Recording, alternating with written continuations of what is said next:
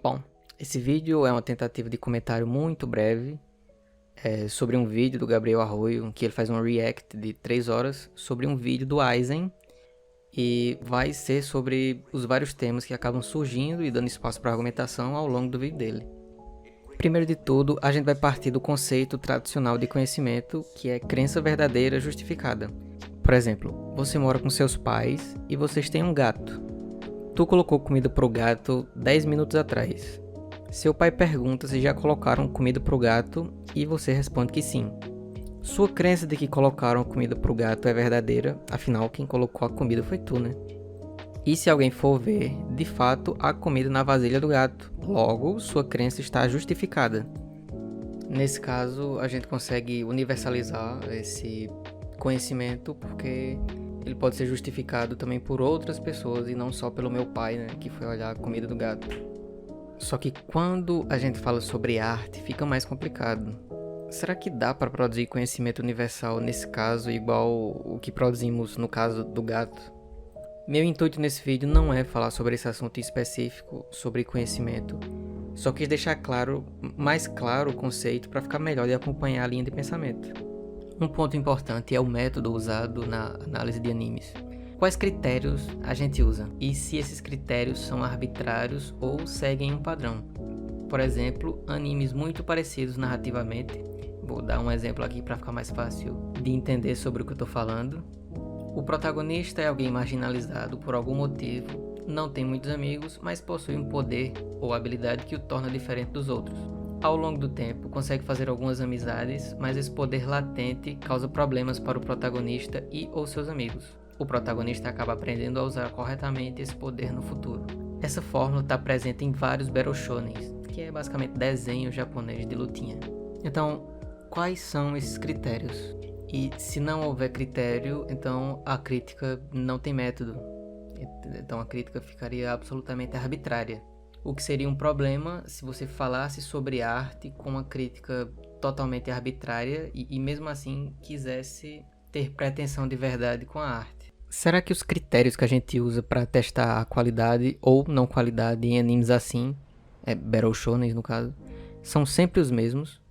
Com critério, quero dizer roteiro, animação, direção, etc. Se sim, quais são esses critérios? Se não forem os mesmos, então não tem como existir método, porque o método ele tem que seguir os mesmos critérios. E nesse caso, nossas críticas seriam absolutamente arbitrárias, que é o que eu acredito, a forma que eu acredito que as críticas funcionam em grande parte. Não acho que existam críticas absolutamente metódicas, nem que todas as críticas devam ser totalmente arbitrárias. Um misto entre critério e arbitragem sem pretensão de verdade universal. O ponto aqui é, se obras similares são alvos de críticas totalmente diferentes, qual seria o método de análise? Temos também o valor subjetivo da análise crítica, em que certa parte da beleza está no sujeito, enquanto outra parte está no objeto. Mas isso não é uma ideia clara e distinta, como diria Descartes. Não é algo auto-evidente e temos muito espaço para argumentação a esse respeito. Inclusive, algumas obras parecem ser muito bem aceitas em quase todos os lugares, dando uma ideia de que pelo menos algum tipo de conhecimento a respeito da arte pode ser universal. Por exemplo, as obras de Homero na literatura e de Mozart na música. Outro problema que também acaba surgindo ao longo do React é sobre a verossimilhança da obra. Se uma obra quebra os limites que ela própria impõe, e ela precisa desses limites para fazer sentido, e isso é um erro narrativo. Por exemplo, temos um personagem que em tese seria invencível, e para resolver esse problema, o autor da obra decide inserir uma nova personagem que nunca havia sido mencionada antes, com poder para derrotar esse personagem que em tese seria invencível. Bom, eu não vou entrar no mérito de se isso é um erro narrativo ou não, mas fica parecendo que o autor não sabia como resolver o problema e teve que acabar criando um problema, entre aspas, maior ainda para resolver o outro. Isso não é algo ruim necessariamente, mas acaba que quando esse novo problema inserido para resolver o problema anterior é algo que surge do nada, fica parecendo que o autor ou teve preguiça de resolver o problema anterior de forma mais elaborada ou ele realmente não sabia como resolver esse problema. Outro tema que também acaba surgindo é o da análise da obra em si mesma. Onde se quer chegar quando se fala em analisar uma obra em si mesma? Será que dá pra gente analisar uma obra se eximindo de todo o conhecimento anterior à obra que a gente tem, para fazer uma análise somente da obra, sem usar nenhum conhecimento prévio que a gente já tinha sobre qualquer coisa relacionada à obra, né? Não que diretamente, mas indiretamente. Eu acho que esse conceito de analisar a obra em si mesmo é algo muito problemático, porque eu acho que seja impossível. E acontece que também, boa parte das vezes, quando se usa esse tipo de argumento para meio que invalidar o entendimento de outra pessoa sobre uma mesma obra, como se a gente conseguisse produzir conhecimento universal a respeito de obras de arte. E que a partir do momento que o anime ou o filme, enfim, sai do estágio de produção e acaba chegando ao público, existe somente uma interpretação correta a respeito daquele produto de mídia.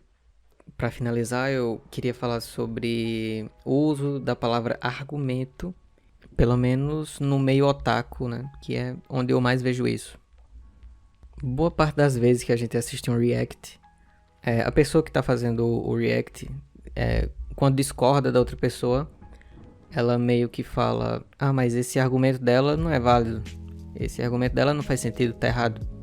O ponto importante da gente entender é em qual sentido o uso da palavra argumento está sendo feito. A gente está falando de argumento nos moldes do senso comum? Ou a gente está falando em argumento mais nos moldes de uma filosofia fazendo uso de lógica formal ou lógica informal? E com isso eu não quero falar que a gente não consegue produzir conhecimento usando senso comum, porque a gente consegue fazer isso. Se eu perguntar para minha avó se existe alguma mercearia perto da casa dela, ela vai me dizer que sim, existe uma mercearia perto da casa dela e que eu só preciso andar 2 quadras e virar à direita que eu vou chegar nessa mercearia. De fato, ela não fez uso de nenhum artifício filosófico ou científico para chegar nesse conhecimento. Ela produziu conhecimento verdadeiro. Se eu andar 2 quadras e virar à esquerda, eu vou chegar numa mercearia. Ou seja, o que ela me falou é verdade. É conhecimento. Conhecimento do senso comum. Ou seja, com isso eu não quero dizer que não se pode produzir conhecimento com o senso comum. Mas em questão de arte é muito complicado a gente produzir um conhecimento que a gente consiga justificar minimamente usando o senso comum.